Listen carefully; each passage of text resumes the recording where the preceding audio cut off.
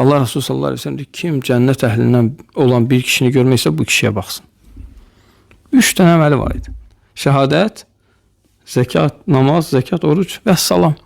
Deyir, bundan artıq heç nə etməyəcəm. Və kişi cənnət əhlindən oldu.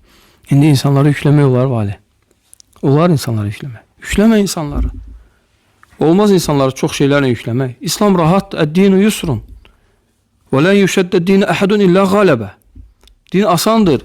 Dində kim həddi aşarsa din ona qalib gələr. İnsanları asanlaşdır.